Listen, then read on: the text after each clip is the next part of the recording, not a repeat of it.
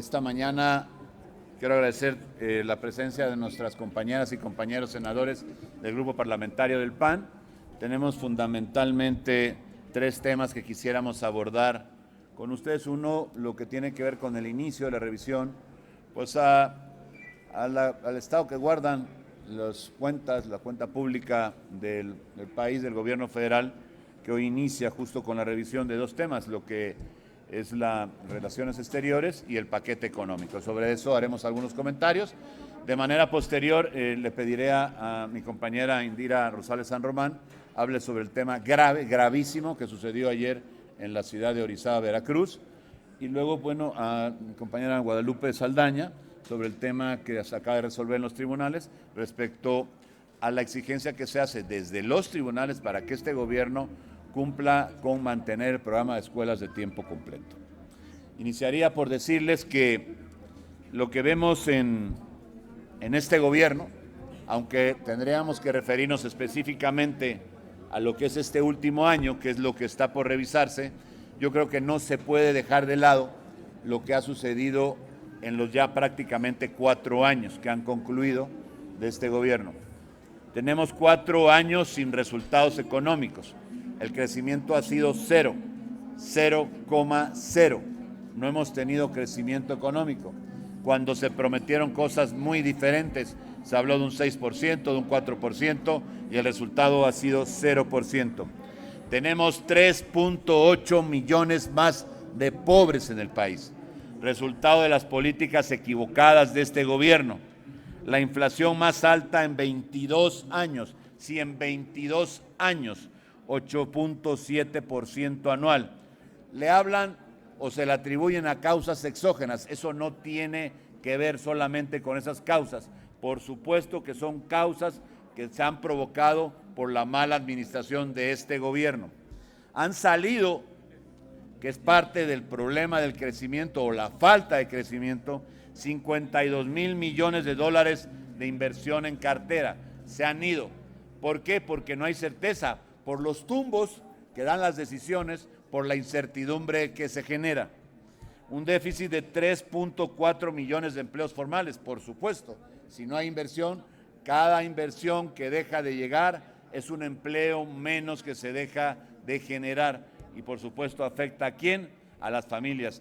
Y de manera particular ¿a quién? Pues primero a los pobres, que tanto dice este gobierno, pero solo los defiende en el discurso, porque no hay manera de actualizar que la defensa con sus políticas públicas en materia económica tengan un solo resultado. Perdimos 5 lugares en competitividad mundial. O sea, no hay cómo poder defender la política económica, que por supuesto es el sustento para generar condiciones de estabilidad, incluso sirve para la seguridad, por supuesto genera condiciones para propiciar un mejor desarrollo en materia de salud. Bueno, pues todo esto se ha ido al traste por las malas decisiones, por tener esos sueños guajiros.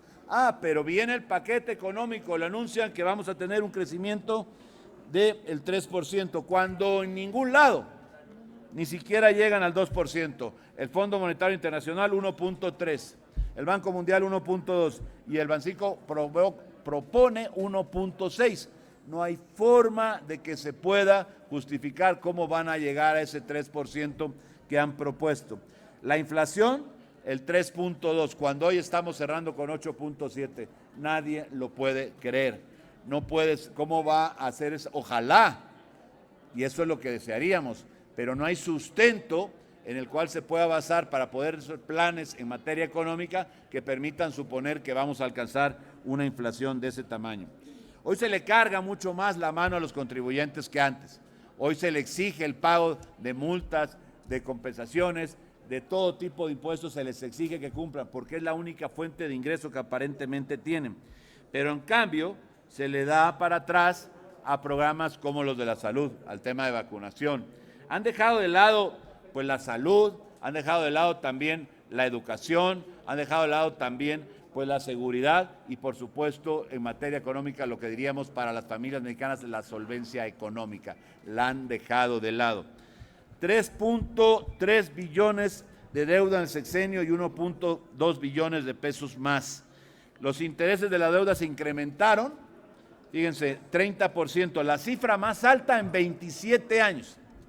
30% incremento.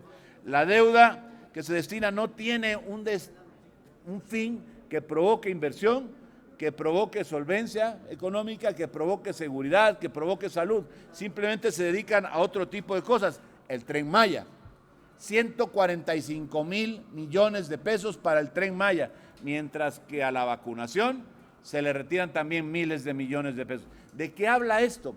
De caprichos, un gobierno de caprichos, un gobierno que está al contentillo, quiere un Tren Maya y lo va a hacer aunque los mexicanos se mueran porque no tienen vacunas, aunque los mexicanos mueran porque no hay medicamentos en los hospitales, aunque los mexicanos mueran porque las clínicas están cerradas y mal atendidas o están lloviéndose todas por las filtraciones o están en pésimas condiciones. Tenemos en la educación, chequen este dato, el presupuesto de educación es menor que el que se tenía incluso en el 2016. En lugar de incrementar la posibilidad de que la gente tenga más acceso a posibilidades de desarrollo vía la educación, está reduciéndose la educación en nuestro país en términos presupuestales, con una clara intención de poder manipular cada día a más gente y que dependan del gobierno cada día más gente a través de los programas sociales. Y ya lo han dicho por ahí, y lo han dicho bien. Concretamente me voy a referir al informe del gobernador Curia apenas del sábado pasado, donde decía que no hay mejor programa social que el empleo formal. Y nosotros podemos afirmar que eso es así, sin dejar de lado que hay que insistir, por supuesto, en los programas sociales, porque hay gente que necesita la ayuda y mucha. Pero no puede ser solamente eso basado así, porque los resultados en la materia económica los estamos pagando. El paquete económico, pues, no responde a las necesidades de los mexicanos, no propone creación de nuevos empleos a partir de la llegada de más inversión, porque no se está generando la confianza.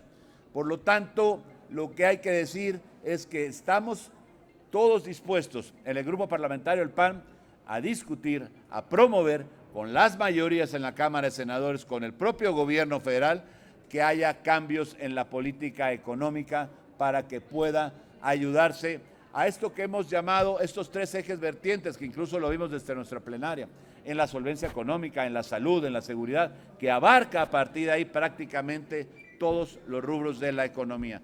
Pero mientras no entiendan que no deben de ser los presupuestos solamente guiados por ideologías o solamente a caprichos o contentillos, tendremos que seguir lamentando el fracaso total y absoluto de la política económica y todo lo que a partir de ahí implica para nuestro país.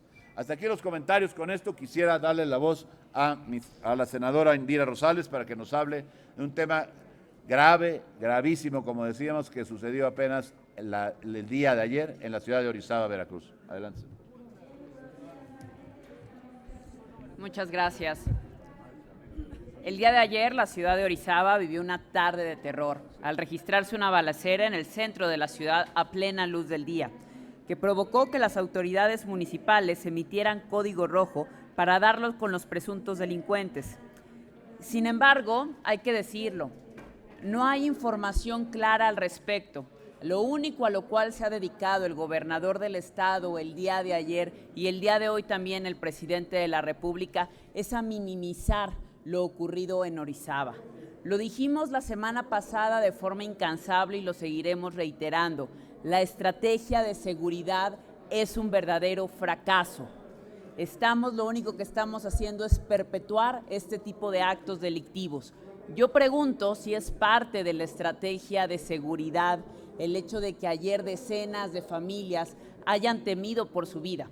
Yo les pregunto si es parte de la estrategia de seguridad el hecho de que ayer decenas de padres de familia hayan tenido que salir de su trabajo, salir corriendo de su casa para ir a buscar a sus hijos a la escuela primaria que está en el centro de Orizaba, o saber dónde están sus hijos que fueron esa tarde a clases al Instituto Tecnológico.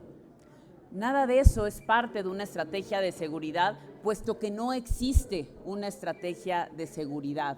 Digo, por un lado, hablan de un operativo y al mismo tiempo hubo un tráiler incendiado, una gasolinera.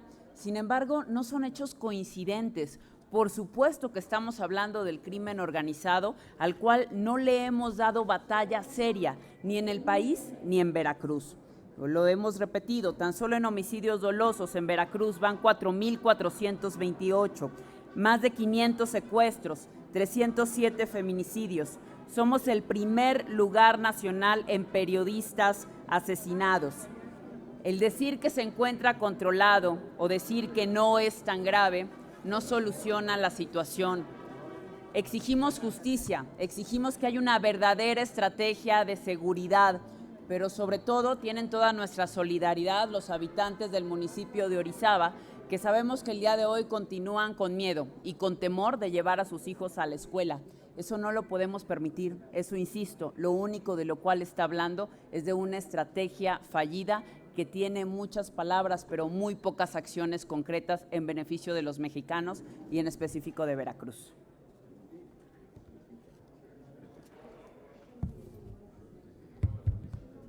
Muchas gracias, muy buenos días a todas y a todos.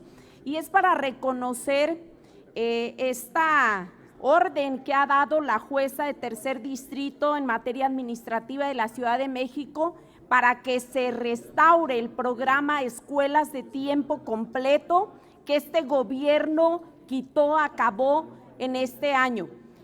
Esto da cuenta que teníamos razón en el grupo parlamentario de Acción Nacional, en donde anunciábamos que se estaban violando los derechos de los niños y niñas a la educación, a la alimentación, que se estaba atentando contra las mujeres trabajadoras a quienes se les estaba privando de este beneficio.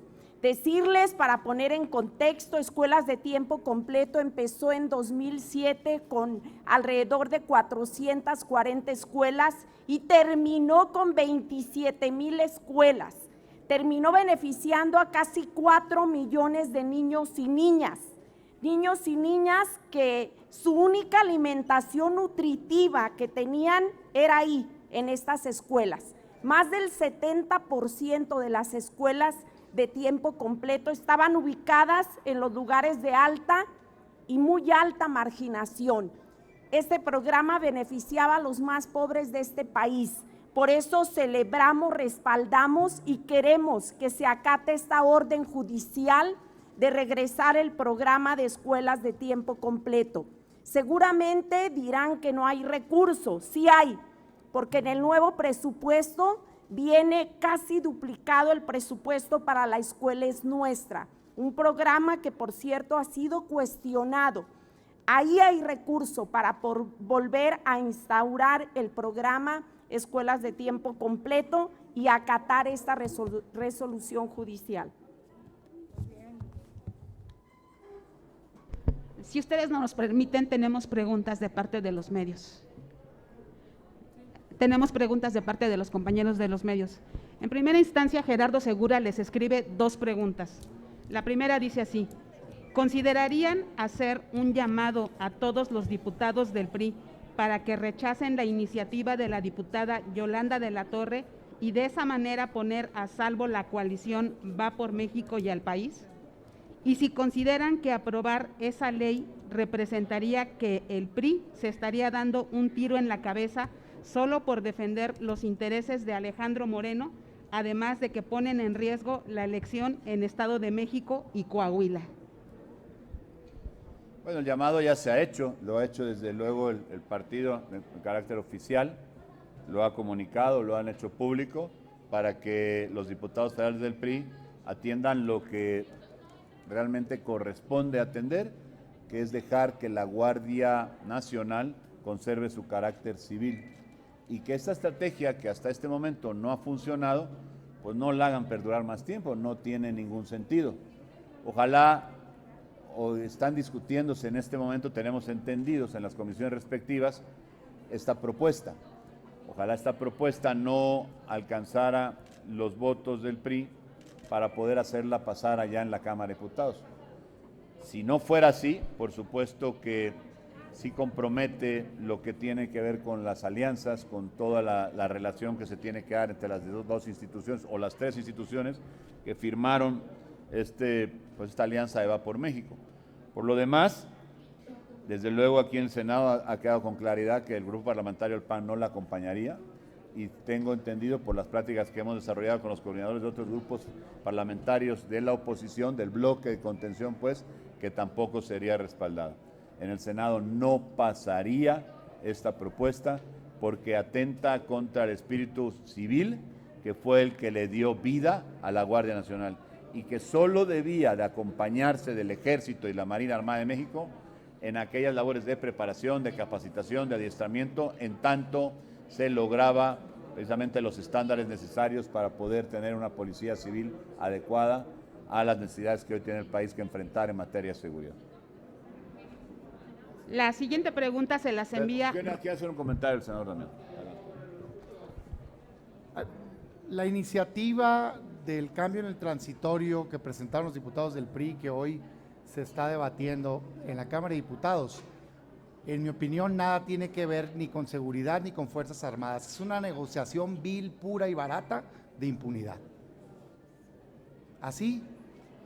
O sea, hay ataques a través de escándalos que paran y un procedimiento, ¿no?, cuando se presenta esa iniciativa. Entonces, hoy la están queriendo disfrazar de es que es el bien de la patria y la seguridad.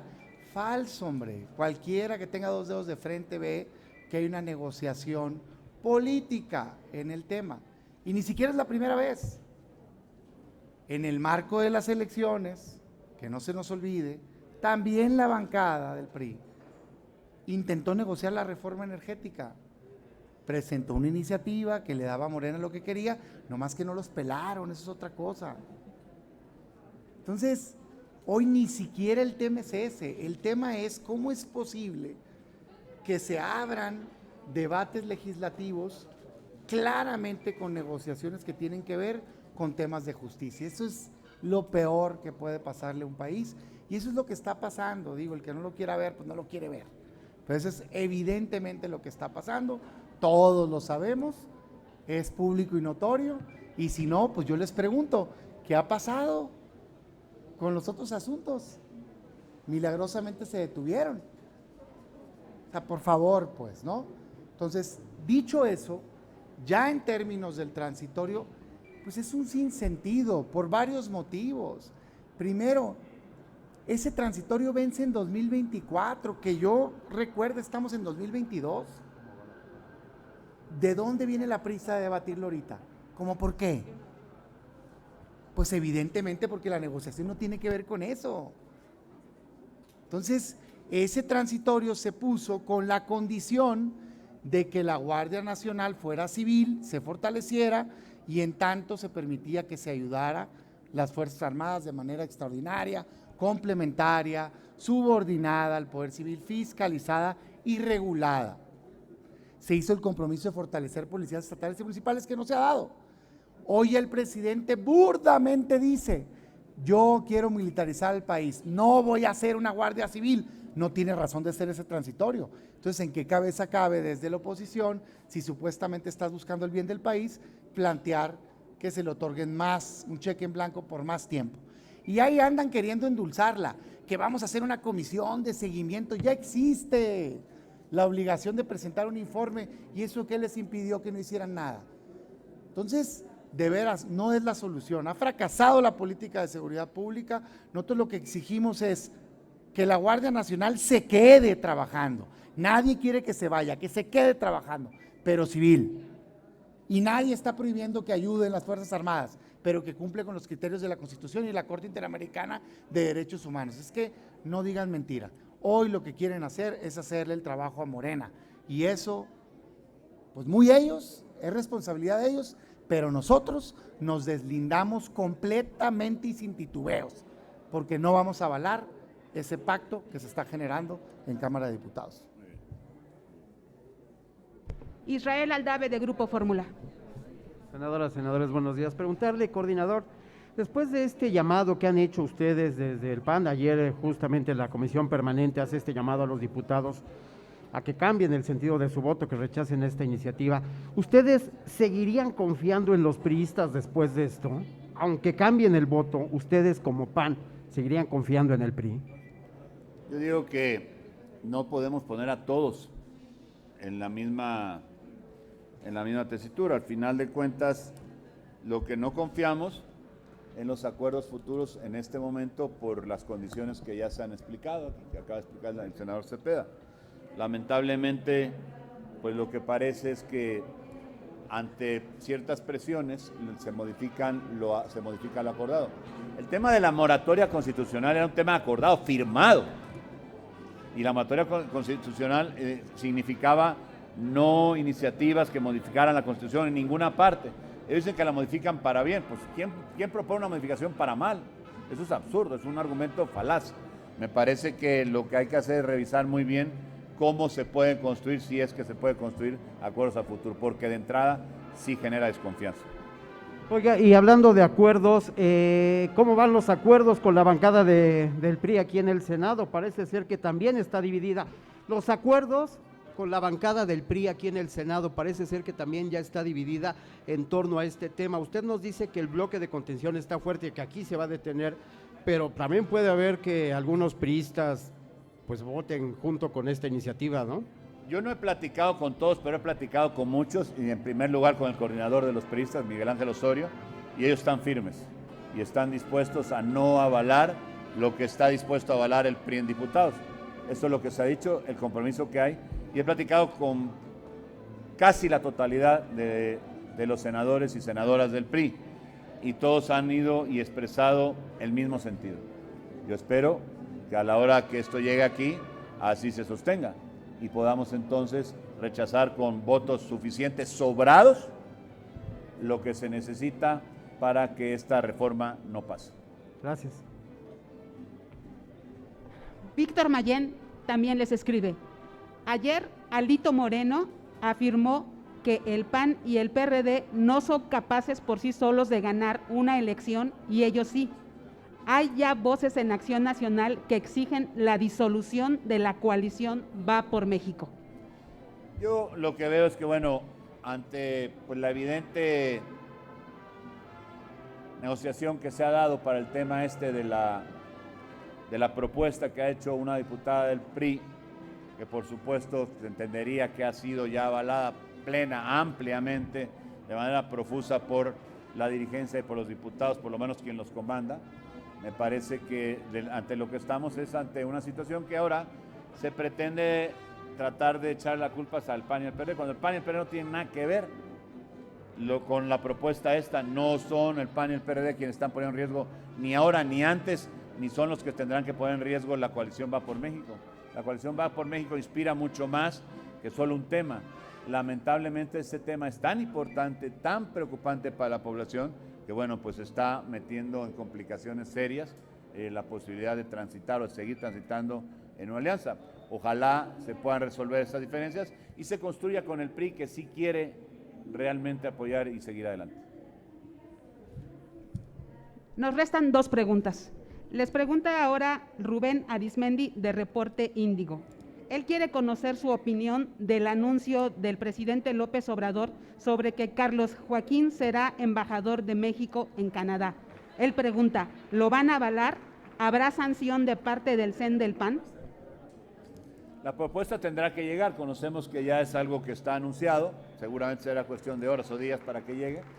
Lo comentamos brevemente en el grupo, no tuvimos la oportunidad de lograr todavía pues la reunión con todos los integrantes, con los 21 senadores del PAN, pero me parece que esta propuesta, lo primero que hay que hacer es lamentarla, porque pareciera que habla de acuerdos entre el gobierno federal y ese gobernador, incluso previos a las elecciones pasadas. Entonces, francamente, no nos parece que sea algo prudente, algo que se deba hacer. Ya hemos votado, cuando vienen este tipo de propuestas, ya se ha votado en contra. Habrá que revisarlo. No puedo en este momento comprometer los votos de mis compañeras y compañeros porque no hemos llegado a esa determinación, pero sin duda es algo que se lamenta porque manda muy malas señales. Pareciera además, por cierto, que el presidente, con tal de congratularse con algunos, de convertir gente a su ideología, a su movimiento, pues es capaz de todo. Y esto, cuando en política se ocupan este tipo de prácticas, pues la verdad es que no se procura realmente lo que más le conviene a México, sino a lo mejor los intereses particulares o políticos de quien gobierna. Y eso es una mala noticia para México. y por supuesto que esta propuesta pues sí mete en serias dudas por los compromisos que pudiera haber habido con anterioridad. La última pregunta es de Carlos Guzmán de CMX Noticias. Con respecto a esto, senador, buenas tardes para todas y todos, pues es el pronunciamiento, si se le podía llamar esto, una traición al movimiento que encabezan, siendo que él pues fue parte también de la Alianza de Gobernadores de Acción Nacional, estuvo conformando obviamente esta, y también lo que decía una de las senadoras respecto a lo que pasó ayer allá en Veracruz. Si usted podría dar un posicionamiento directo al gobernador Cuitlahua García respecto a estos actos, senador. Pues mira, respecto a la segunda parte de tu cuestionamiento, yo te diría que el gobernador justo ayer hizo algunas publicaciones de que íbamos bien y estaban sucediendo minutos después los hechos de Orizaba. Lo que habla es de dos cosas: o que no está realmente atento a las cosas que suceden en Veracruz, que pues gobierna desde Jalapa, que ahí está en el Palacio de Gobierno cómodamente instalado, que no se ocupa de buscar ir a resolver los problemas en los distintos municipios, en los 212 municipios que tiene el estado de Veracruz, y los resultados ahí están. El empleo está en picada en Veracruz. Tenemos, por supuesto, problemas de abasto de medicamentos en múltiples centros de salud del estado. La seguridad está realmente en condiciones deplorables. No hay manera de poder prestigiar un solo logro del gobierno en materia económica. El endeudamiento va creciendo. La verdad es que si lo tendríamos que resumir en dos palabras, el gobierno de Veracruz, yo diría, es un desastre. Y sobre el primer tema, ¿podría calificar esto como una traición? Lo que pues mira, hizo Carlos Joaquín. Yo no sé si calificarlo como traición, lo que sí me parece que es una desatención y una malísima señal de la existencia de posibles acuerdos previos con el gobierno federal, que por supuesto podríamos entonces empezar a abordar los terrenos de una posible traición, porque se supone que no tendríamos por qué estar avalando un gobierno que desde la UAN, desde los gobiernos locales en los estados gobernados por el PAN, pues ha venido señalando en cuanto a los hierros que ha cometido a lo largo de estos 4 años, que por cierto, lamentablemente para los mexicanos no han sido pocos los hierros. Sea todo, no tenemos más preguntas. Muchas gracias, muy buenos días a todos.